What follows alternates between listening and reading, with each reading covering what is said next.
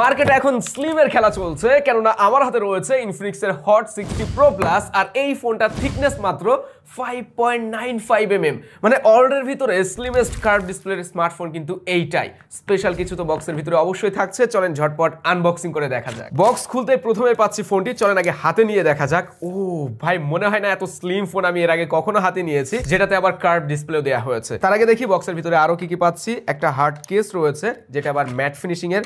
দেন screen protector পাচ্ছি, warranty card রয়েছে, 45 ওয়াটের চার্জার এন্ড কেবলও দেওয়া হয়েছে। মাত্র 155 গ্রাম ওয়েটের ফোনটা। স্ক্রিন কিন্তু পাচ্ছি 144 হার্টজের 1.5K রেজোলিউশনে, যেখানে আবার গোরিলা গ্লাস 7i প্রোটেকশনও রয়েছে। রেয়ার প্যানেলে 3D ফাইবার গ্লাস প্রোটেকশন দেওয়া হয়েছে। এত স্লিম ফোন হওয়া সত্ত্বেও এটাতে কিন্তু 5160 mAh এর ব্যাটারি রয়েছে। আর ভাই, এই ফোনটা অনেক বেশি হালকা পাতলা। ট্রাস্ট মি, আপনি যদি হাতে না নেন তাহলে এটা মুখে এক্সপ্লেইন করতে পারবেন না যে ফিলটা আসলে কেমন পাচ্ছি। ক্যামেরাতে পিছনে দেওয়া হয়েছে 50 মেগাপিক্সেলের সনির IMX882 সেন্সর, তার মানে এর ক্যামেরাতেও কিন্তু পিছিয়ে থাকছে না।